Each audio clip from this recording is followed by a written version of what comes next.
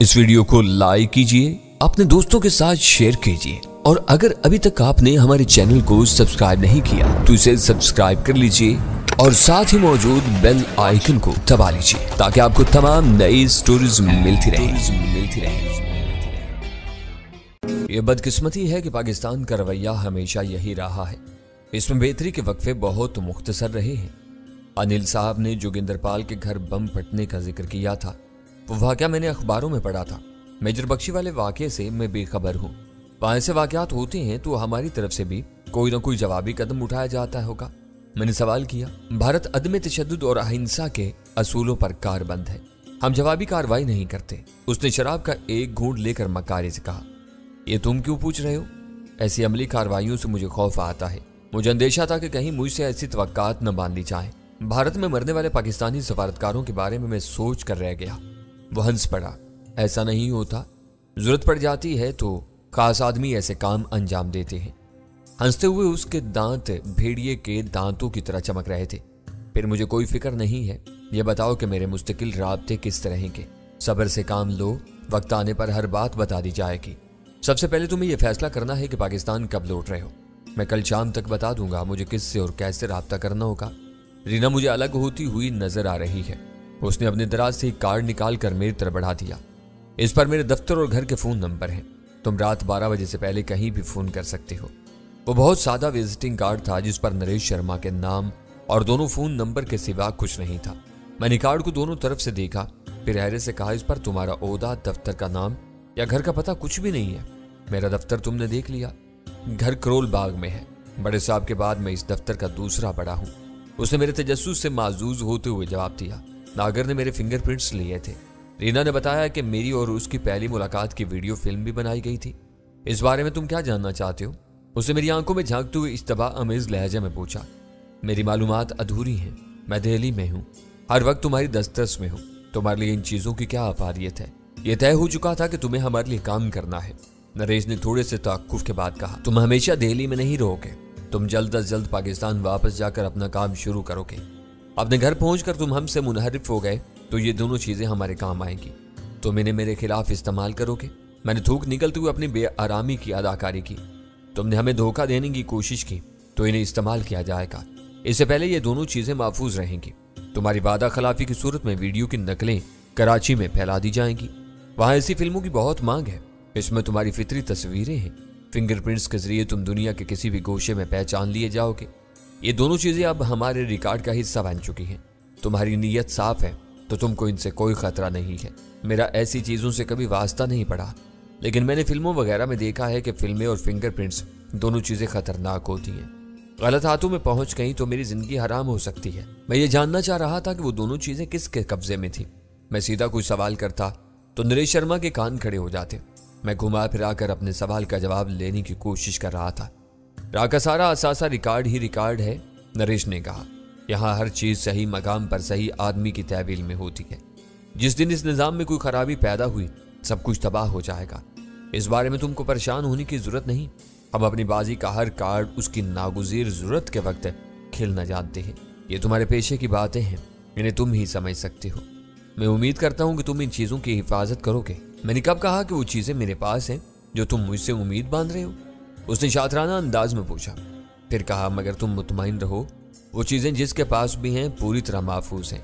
अपनी बात पूरी करके उसने अपना गिलास खाली कर दिया। बहुत चालाक था वो। अपनी सादा लोही बरकरार रखते हुए उससे कुछ उगलवाना आसान नहीं था। मैंने मजीद कुछ सवाल करने का इरादा तर्क कर दिया। इस वक्त तक सारे मामलात हमवार और साफ सुथरे अंदाज में चल रहे थे। मेरा ज्यादा इसरार उसे मेरी तरफ से बदजन कर सकता था। उसने फाइलों को एहतियात से यकजा करके मजबूत फीते में बांधा और बंडल उठाकर दोबारा तिजोरी की तरफ चल दिया। मुझे रीना ने बताया था कि अनिल विश्वास अहम कागजात और अशिया के बारे में किसी पर एतमाद नहीं करता, इन्हें अपनी तहवील में रखता है। लेकिन उसके दफ्तर में ऐसी कोई जगह नजर नहीं आई थी जहां वो अपना जाती रिकॉर्ड वगैरह महफूज कर सके। वैसे भी उस दफ्तर में कभी कभार आता था। इसका असल ऑफिस राह के मरकजी दफातर में था जो दिल्ली के किसी और इलाके में वाक़ थे। मुझे शुबा हो रहा था कि मेरी ज़ात से ताल्लुक़ रखने वाली दोनों चीज़ें नरेश की तिजोरी में हो सकती थी। पाकिस्तान की फाइलें तिजोरी में मुकफ़िल करने के बाद नरेश रवानगी के लिए तैयार हो गया। अपना कमरा उसने खुद मुकफ़िल किया। राम बाबू का कमरा खाली था। तवील राहदारी सुनसान नजर आ रही थी। इसके आखिरी सिरे पर एक चौकीदार कुर्सी डाले बैठा हुआ था। नरेश मुझे लेकर दूसरे कमरे में पहुंचा तो नागिर अकेला बैठा पीछो ताप खा रहा था। नरेश कुमार के लिए अपनी कुर्सी से उठना उसे नागवार गुजरा। बड़े साहब बैठे हैं या चले गए? नरेश ने रस्मी तौर पर उससे पूछा। तुम दोनों को रुखसत करने के चंद मिनट बाद वो चले गए थे। मैं यहाँ मक्खियां मार रहा हूँ, वह बेजारी से बोला। मजहर को इसके होटल पहुंचाने के बाद तुम्हारा काम खत्म, नरेश ने उसे नवीद सुनाई। साहब कहकर गए थे। नागर ने नरेश की बात की अहमियत खत्म करते हुए कहा। फिर वो मेरी तरफ मुतवज्जा हो गया। आओ। नागर और फिर नरेश ने बारी बारी अनिल विश्वास के कमरे का दरवाजा देखा जो मुकफ्फिल था। फिर हम तीनों एक साथ बाहर चल दिए। दरवाजे पर बैठे हुए चौकीदार ने हमें देखा तो अपने हाथों में मौजूद चाबियों का वजनी गुच्छा हिलाता हुआ हमारी तरफ आने लगा। दरमियान में हमारे पास से गुजरते हुए उसने झुककर सलाम किया और आगे निकल गया।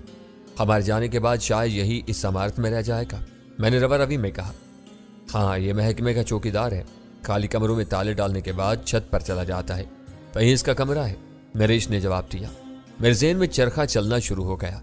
नरेश ऐसे मूड में था कि उससे कुछ बातें की जा सकती थीं, लेकिन नागर की मौजूदगी में मेरा खामोश रहना ज्यादा बेहतर था। दोनों मोटर सिपाही अपनी वर्दियां उतार कर कुर्सियां बरामदे में ले आए थे। ऐसा मालूम हो रहा था जैसे वो दिन रात वहीं मामूर रहती हूँ। दिन भर कुर्सियां और रात में चारपाइयां तोड़ने के नतीजे में इनका काहल और बेजार होना काबिल फहम था। इनकी जिंदगियों में उकता देने वाली यकसानियत नजर आ रही थी। उनकी बंदूकों की हालत से जाहिर हो रहा था कि इनसे बरसों से कोई गोली नहीं चलाई गई। किसी हलचल और हंगामे के बगैर वो दोनों अपनी बंदूकों की तरह जंग का आलूद हो रहे थे। इस इमारत के लिए कोई बाकायदा पार्किंग नहीं थी। शाम के दराज होते हुए सायों में इमारत के साथ 2 गाड़ियां खड़ी हुई थीं। नरेश हम दोनों से हाथ मिलाकर अपनी गाड़ी की तरफ बढ़ गया। नागर के बैठने के बाद मैं उसकी मारुति की अगली सीट पर बैठ गया। नरेश तेजी के साथ गाड़ी निकाल कर ले गया। नागर की गाड़ी का सेल्फ फंस रहा था। उसके रवाना होने से पहले दोनों सिपाही बरामदे से उठकर इमारत की बगली दीवार के साथ बने हुए नीम पुख्ता कमरे की तरफ लिए, क्योंकि राह वालों के चौकीदार ने अंदर से दरवाजा बंद कर लिया था। मुहज्जब मुल्कों और शहरों में किसी भी सरकारी या गैर सरकारी अमलाक के लिए गैर मामूली हिफाजती इंतजामात की जरूरत नहीं होती, बस रस्मी सी देखभाल काफी समझी जाती है। वहां वो बंदोबस्त मौजूद था। अंदर से दरवाजा मुकफ्फिल करने के बाद इमारत में एक निगरान मौजूद था। बाहर 2 सिपाही अपने कमरे में पड़े हुए सोते रहते। इमारत की हिफाजत के लिए इनकी मौजूदगी का भरम ही काफी था, मगर मुझे राह वालों की बेपरवाही अजीब सी महसूस हो रही थी। इस इमारत में कोई खजाना महफूज था, ना हिसास दिफाई तनसीबात थी। जो कुछ था वो कंप्यूटरों की यादाश्त या फिर फाइलों, अलमारियों और तिजोरियों में महफूज था। जिन लोगों की नजरों में इन चीजों की कोई अहमियत नहीं हो सकती थी, उन्हें रोकने के लिए वो हिफाजती बंदोबस्त बहुत नाकस बल्कि नाकारा था। नागर अपनी गाड़ी को बुरा भला कहता और उससे नगुफ्ता मादरी रिश्ते जोड़ता सेल्फ लगाता रहा। उसके चिड़चिड़ेपन का इदराक करते हुए मैंने अपनी जुबान बंद रखी। जो इंजन बेदार हुआ, नागर ने गुस्से से गाड़ी आगे बढ़ा दी। क्या मुझसे कुछ नाराज हो?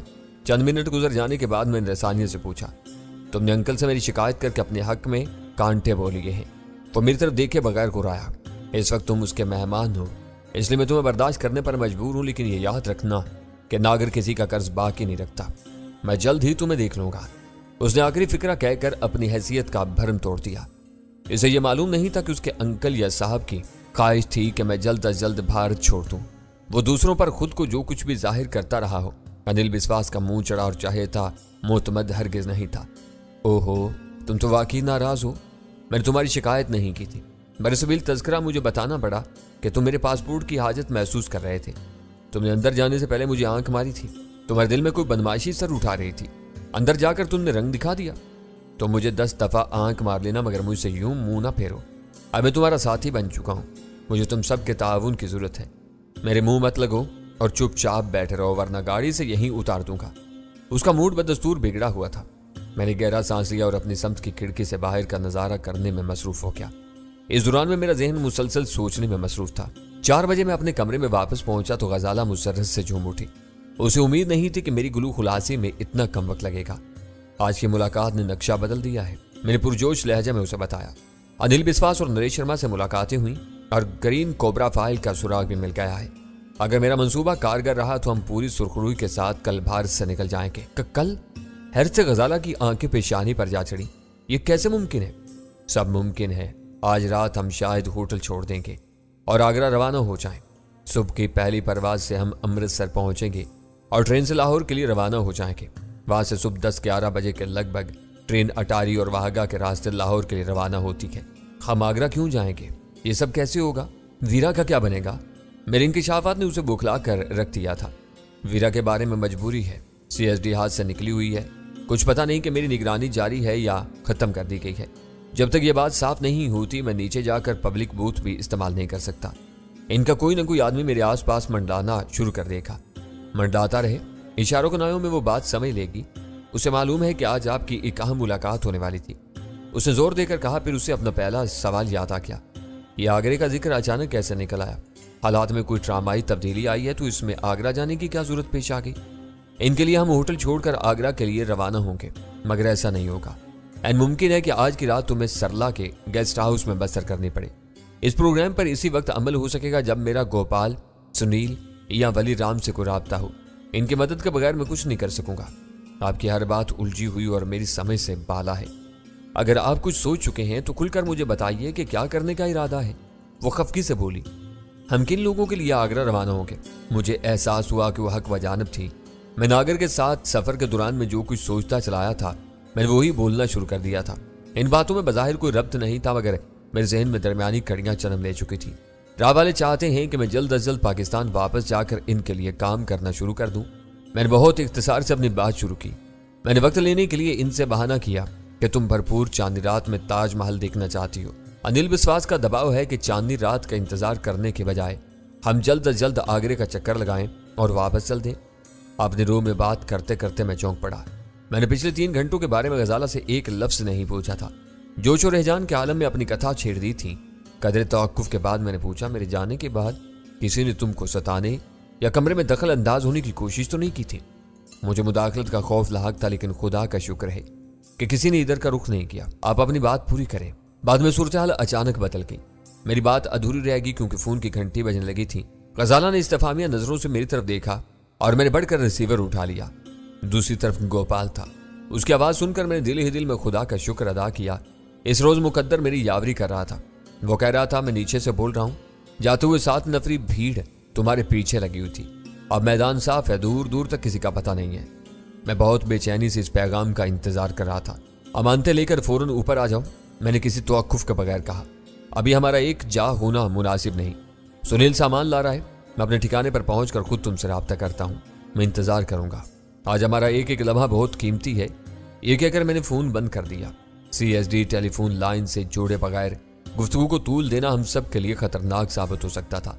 गजाला मेरे मुकालमों से इस गुफ्तगू का मतन समझ गई थी। उसने कोई सवाल करने के बजाय कहा, हालात में अचानक तब्दीली आ गई। हाँ, मैंने दोबारा बात शुरू कर दी और उसे ग्रीन कोबरा फाइल के बारे में बता दिया। यानी पिछले 3 घंटों में 3 अहम तरीन हदफ खुद ब खुद आपके सामने आ गए। उसने खुशी का इजहार किया। मेरा ख्याल है कि इनमें ग्रीन कोबरा फाइल सबसे ज्यादा अहम है। गोपाल ने मेरा साथ दिया तो आज हम उसे हासिल कर सकते हैं। पता नहीं कल वो फाइल कहाँ हो। गोपाल जरूर साथ देगा। वो लोग आपसे पहले इस फाइल की तलाश में हैं। ग्रीन कोबरा समेत वो 11 फाइलों का बंडल है। तिजोरी में और भी बहुत कुछ होगा। हम बहुत आसानी के साथ वो सब हासिल कर सकते हैं। मुझे सरला के साथ छोड़कर आप इन लोगों को अपने साथ ले जाना चाहते हैं? उसने खुश दिली से पूछा। इस प्रोग्राम में तुम्हारी कोई गुंजाइश नहीं है। वो तीनों शहर के रास्तों से अच्छी तरह वाकिफ हैं। किसी गड़बड़ की सूरत में बहुत काम आएंगे। CSD आ जाए तो मैं एन कावेल को होशियार करूंगा ताकि वो भी जल्द अज जल्द यहां से निकल जाए। यानी हम 11 फाइलों पर कनात करके यहां से रुखसत हो जाएंगे। मुझे यकीन है कि राह वालों की तैयार की हुई हर फाइल खुशरूबा होगी। फाइलों से महरूमी इनके लिए अनिल या नरेश की मौत से ज्यादा मायूस कुन साबित होगी। ग्रीन कोबरा इनके टॉप सीक्रेट के तौर पर हैंडल की जा रही है। गोपाल से गुफ्तगू के बाद तायुन हो सकेगा कि तीनों में से किसकी अहमियत ज्यादा है। गजाला अपने शाने उचकाकर बोली। इस गुफ्तगू के दौरान में मेरे कान दरवाजे की तरफ लगे हुए थे। पहली दस्तक होने पर मैं तेजी से दरवाजे की तरफ बढ़ा। हैंडल घुमाकर दरवाजा खोला तो सुनील का मुस्कुराता हुआ आसूदा चेहरा मेरे सामने था। मेरी बाखैरियत वापसी पर वो बहुत शादान नजर आ रहा था। नई जिंदगी मुबारक हो, तुम मौत के जबड़ों में से वापस आए हो। मुझे एक मुख्तसर सी थैली देते हुए उसने खुशगवार लहजे में कहा और मेरे जवाब का इंतजार किए बगैर उल्टे कदमों वापस लौट गया। मैंने दरवाजा दोबारा मुकफ्फिल कर दिया। मेरे अहम तरीन हथियार मुख्तसर सी महरूमी के बाद वापस आ चुके थे। मेरे ज़हन में तरजीहात खुद ब खुद तय हो चुकी थी। सबसे पहले मुझे वीरा को होशियार करना था कि वो फौरन दिल्ली छोड़ दे। अगर अल्बर्टो को इस वक्त तक वीरा ने रोका हुआ था तो इसको भी वीरा की जबरी रफाकत से आज़ादी मिल जानी चाहिए थी। मैंने CSD को छिले हुए तारों से जोड़कर मरीना होटल का नंबर मिलाया। वीरा अपने कमरे में मौजूद और मेरी तरफ से किसी इत्तला के मुंतजिर थी। उसकी आवाज़ सुनकर मैंने बद्रीनाथ से चीनी हुई CSD ऑन कर दी। मैं इससे मिल आया हूँ। वाक़यात ने बहुत तेज़ी से नया रुख इख्तियार किया है। हम कल यहाँ से निकल जाने की मनसूबाबंदी कर रहे हैं। हो सके तो तुम आज ही अमृतसर की तरफ निकल जाओ। अतालवी अहमद को अभी तक रोका हुआ है तो उसे भी रुखसत कर दो। हमें यहाँ से निकल ही जाना है तो मैं क्यों ना अल्बर्टो को दाव पर लगा दूं। मैंने अभी तक उसे उलझाया हुआ है। मैं फिर कह रहा हूं कि तुम्हारी तजवीज़ अहमकाना है। वो इस दाम में नहीं आएगा। अंगूठियों का राज फाश हो जाएगा और हम इन खामोश हथियारों के इस्तेमाल से महरूम हो जाएंगे। तुम आखिर अपनी अकल पर जोर देने की कोशिश क्यों नहीं करती? उसके बारे में ज्यादा सोचना समझना मेरे बस से बाहर है। मैं ये जानती हूँ कि ऐसे मौका जिंदगी में बार बार नहीं मिलते। वो हमारे साथ इस शहर में है। हमें उसको यही पैबंद खाक कर देना चाहिए। वीरा के लबो लहजे से अंदाजा हो रहा था कि वो अंदर ही अंदर खोल रही थी। मैं भी जानता हूं कि यह नादर मौका है, मगर तुम कोई ढंग की राह निकालो। मैं बढ़कर तुम्हारा साथ दूंगा। अब सोचने और कोई नया मंसूबा बनाने का वक्त नहीं रहा। तुम अमृतसर की तरफ रवानगी का फरमान सुना चुके हो। तुम खुद उस तक पहुंचने की कोशिश क्यों नहीं करती? एक मरतबा तुम उसके कमरे में पहुंचने में कामयाब हो जाओ तो इस पर अंगूठी इस्तेमाल करके इत्मीनान से वापस लौट सकती हो। जब तक कोई कमरे में दाखिल होने की कोशिश नहीं करेगा तो उसका अंजाम दुनिया की नजरों से पोशीदा रहेगा। मेरे चेहरे और बालों से लेकर बदन तक में बहुत तब्दीलियां रुनमा हो चुकी हैं, मगर मैं जानती हूं कि वो पहली नजर में मुझे पहचान लेगा और शोर मचाना शुरू कर देगा। मैंने सबसे पहले इसी इम्कान पर गौर किया था, मगर उसके नतायज रूह फरसा नजर आए तो मैंने किसी साथी की तलाश शुरू की थी। साथी से तुम हर काम ले सकती हो, मगर जो काम तुमने सोचा हुआ है वो बोदा साबित होगा। मेरे दावे पर यकीन ना हो तो तजर्बा करके देख लो, मगर ये याद रखना कि हम आइंदा कभी राजदारी के साथ अंगूठियां इस्तेमाल नहीं कर सकेंगे। डेविड के मामले में तुम इनका कमाल देख चुकी हो। मुझे भी ये खदशा था। उसने पहली बार एतराफ़ किया, मगर मुझे कामयाबी और नाकामी के इम्कान बराबर नजर आ रहे थे। मुझे 99% नाकामी ही नाकामी नजर आ रही है। मैंने पुरजोर लहजे में कहा, मैं सोचती हूँ तुम भी गौर करो। उसकी थकी हुई आवाज़ उभरी। मैं रात की आखिरी ट्रेन से निकलने की कोशिश करूंगी। अभी हमारे पास कई घंटे हैं। मेरे जहन में कोई मुतबादिल तजवीज़ आ गई तो ज़रूर फ़ोन करूंगा। मैंने गजाला पर नज़र डालकर कहा, तुम आज ये शहर छोड़ देना। तुम फिक्र ना करो, आखिरी ट्रेन किसी वजह से निकल गई तो मैं रात रेलवे वेटिंग रूम में गुजार लूंगी, मगर शहर में वापस नहीं आऊंगी। वीरा ने मुझे यकीन दिलाया। मैं तुम्हारी हदायतों और मशवरों को हमेशा बहुत अहमियत देती हूँ। ये बताओ कि तुम कब तक यहाँ से निकलोगे? कोशिश ये है कि कल अमृतसर से तुम्हारे हम सफ़र बन सकेंगे। आगे का हाल कातबे तकदीर ही जानता है। मसाइल ने यकायक यलगार की थी, मगर वो रफ्ता रफ्ता हल होते जा रहे थे। गोपाल से इब्तदाई राब्ता हो गया था। CSD, बीमगन और ऑपरेटर्स की वापसी अमल में आ चुकी थी। वीरा अपनी तजवीज़ से दस्तबरदार होने और अमृतसर रवाना होने पर आमादा हो गई थी। मुझे गोपाल से बात करके आखिरी फैसले करने थे। शायद तुम्हें कलक हो रहा होगा कि आज तुम बेकार बैठी रहोगी। मैंने गजाला से कहा, मुझे अंदाजा है कि रात की मुहिम में मेरी शमूलियत से मदद मिलने के बजाय शनाख्त के मसाइल पैदा हो सकते हैं। मैं उसके बेलाग तजज़िये पर हैरान रह गया। मैंने वो बात सोची जरूर थी, मगर उसे बताई नहीं थी। उसने आज खुद वो दूर रस नतीजा अखज़ कर लिया था। मैंने कहा, तुम बहुत दूर तक सोचती हो, इसलिए बहस की नौबत नहीं आती। चाहो तो तुम्हारे लिए एक बड़ा काम निकाला जा सकता है। मुझे खुशी होगी कि मैंने यहाँ बेकार रहकर वक्त नहीं गुजारा। उसकी आंखों में चमक उतर कर आई। जॉन स्मिथ यहाँ है और हम भी यहाँ हैं। उसके नापाक खून से पाकिस्तान की सरजमीन को महफूज रखते हुए उसे सजायाब करने का यह सुनहरी मौका है। वो खिल उठी। मैंने फ़ोन पर वीरा से जो कुछ कहा था गजाला ने भी सुना था। वो मेरे एक इशारे से पूरी बात समझ गई। वो बोली, काम बनना हुआ तो चंद मिनट में सारा खेल निमट जाएगा। बात नहीं बन सकी तो मैं वक्त बर्बाद करने के बजाय लौट आऊंगी। वो कहाँ ठहरा हुआ है? कमरा नंबर 310, होटल सम्राट, चांकियापुरी। मैंने जॉन स्मिथ का ठिकाना बता दिया। आप गोपाल से बात कर लें, इसके बाद मैं खामोशी से टैक्सी में निकल जाऊंगी। काम होगा या नहीं होगा, दोनों सूरतों में मुझे किसी और की मदद की जरूरत पेश नहीं आएगी। मैं अंधेरा फैलने से पहले लौट आऊंगी ताकि आपके अगले प्रोग्राम खराब न हो। वेरी गुड, मैं तुम्हारी कामयाबी का मुंतजिर रहूंगा। मैंने उठकर बेसाख्ता उसकी पेशानी चूम ली। उसने अपनी जगह छोड़ी और वक्त बचाने के लिए इसी वक्त अपनी मुहिम पर रवानगी की तैयारी शुरू कर दी। गजाला रवानगी के लिए तैयार होती रही। मैं ऑपरेटर सान किए गोपाल की कॉल का इंतजार करता रहा। 4:30 बजे वो लाइन पर मौजूद था। मेरी तरफ से वापसी मुबारक हो। मुझे यकीन है कि इन लोगों को कोई बड़ा चकमा देकर आए हो। सबको तुम्हारी वापसी के बारे में तशवीश थी। यह तुम्हारा हौसला था कि तुमने खाली हाथ वहां जाने का फैसला कर लिया। पासवर्ड के तबादले के बाद उसने खुशी से लबरेज आवाज में कहा, वो जो कुछ चाहते थे उस पर रजामंद होने के सिवा कोई और राह नहीं थी। मैंने समझौता कर लिया। कैसा समझौता? वो तुमसे क्या चाह रहे थे? गोपाल ने पूछा। मैं पाकिस्तान में रहकर इनके लिए काम करूंगा, वो मुझे 25,000 रुपए माहाना मुआवजा देंगे। वेरी गुड, तुम्हें मजीद मुबारक हो। इसका मतलब ये हुआ कि पाकिस्तान से तुम्हारे कवायफ की तस्दीक करवाने के बाद अब वो तुम्हें मजहर खान समझ रहे हैं। हाँ, लुत्फ बल्कि लतीफ़ा ये है कि वो डैनी की तलाश के सिलसिले में मेरी मदद के कहाँ हैं।